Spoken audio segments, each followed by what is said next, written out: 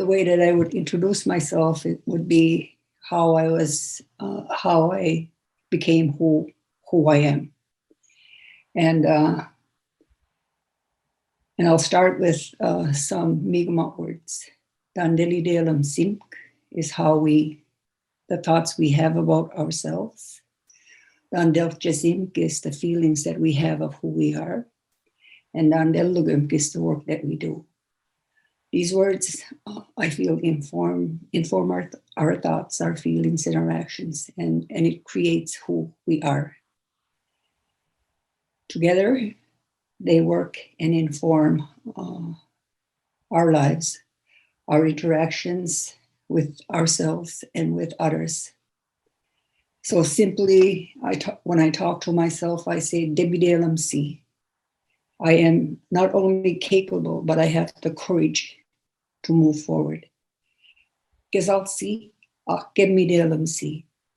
I love and respect myself.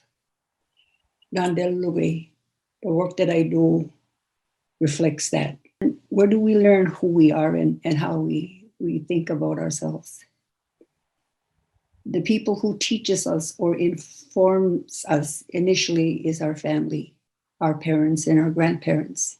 They mirror who we learn to be because we learn about our culture, our beliefs, and our languages from them. The task at hand is to teach our children. Children must know who they are and know their ancestral connections.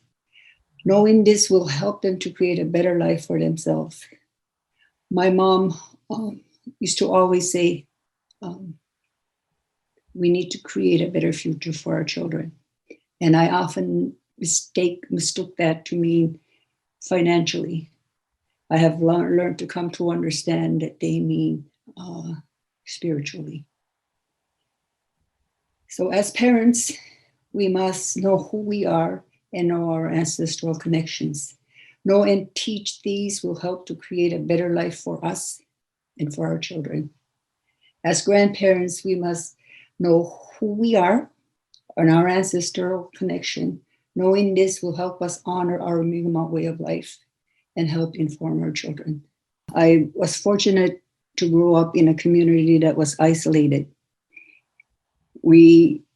Everybody in the community spoke Mi'kmaq. Our playgrounds were the fields, the forest, and the rivers. We learned from there and we supported each other. The other part is, I know that most people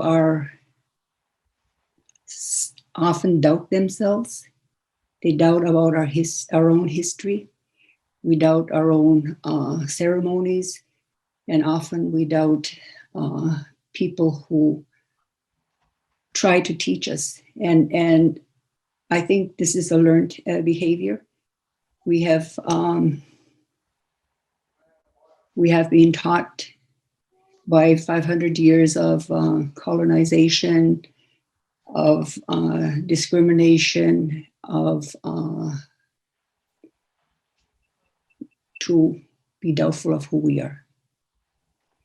And we need to look back at ourselves and engage ourselves in ceremonies so we can straighten ourselves. Go past doubting our own selves.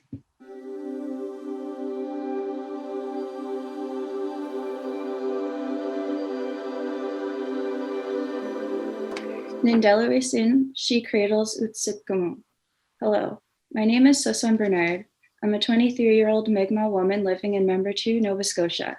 This is located on an island off the east coast of Canada. Carola is my mother, and her mother is Serena Francis. And I'm named after my great-grandmother, Susan Francis. My mother and my Megaju and my great-grandmother are from Elsipogtog, New Brunswick. My dad is Trevor Bernard, and his mother is Pauline Bernard. They're from Membertou, Nova Scotia, which is where I live now. Right now, I'm working on research for Mi'kmaq star stories to help create a Mi'kmaq star map. I read stories and legends connected to the stars in the sky. It's really exciting work, and I love learning about my culture and old stories of the Mi'kmaq people. Last April, I did an online course called Teaching Blankets and Blanket Teachings. where I provided 6 people materials to crochet their own blanket and then taught them virtually over 4 classes. At the last class, I invited some elders to talk about the importance of blankets in Indigenous culture. I got a lot of positive feedback from the class, and I hope to put it on again sometime. I'm so excited to be a part of this project and help revitalize Mi'kmaq culture, and I would love to see more young people be a part of ceremonies and be excited about learning about their culture. So, growing up, it was important for me to see my older cousins be a part of ceremonies. Seeing them help and actively be a part of learning our culture was great to see, and it made me want to be a part of it as well. The advice I'd give to young Indigenous girls and women would be to be proud of your culture and try to learn about as much as you can about it. And don't be afraid to attend ceremonies. Talk to elders and listen to what they have to say. Listen and read your legends and stories and tell them to your friends and your family. My older cousins are like sisters to me. They taught me how to act during ceremonies, how to hold tobacco and pray, to keep the gigwazus in your mouth, and how to offer food to the Creator and other spirits. I got taken on a lot of trips to Winnipeg with them and the rest of the family on my dad's side. In Winnipeg, we got to see the sun dance and watch them pray. And I'd help my Siggy Janie with making the strawberry medicine for the drummers and the singers. 2 summers ago, I offered tobacco to my mom and asked her if she could do a naming ceremony for me. During the time leading up to the fast, I had to abstain from a lot of things, alcohol and caffeine included. I'd pray 4 times a day, each time for a different direction and with different medicine, and I did this for 28 days. After the 28 days was done, I then did my 24-hour fast. And during this time, I would be inside of my sacred space between 8 a.m. and 8 a.m. the next day, and was only allowed to leave my space to offer medicine to the sacred fire. That's how I got the name She Cradles Usit Gamon. My mom has always been a positive role model in my life. She's always made sure I grew up with spirituality, art, love, and kindness. I love her passion for art and loved watching her make quill baskets growing up. She has the creativity and precision to make very beautiful baskets. And she taught me growing up to love and be passionate and excited about what you do.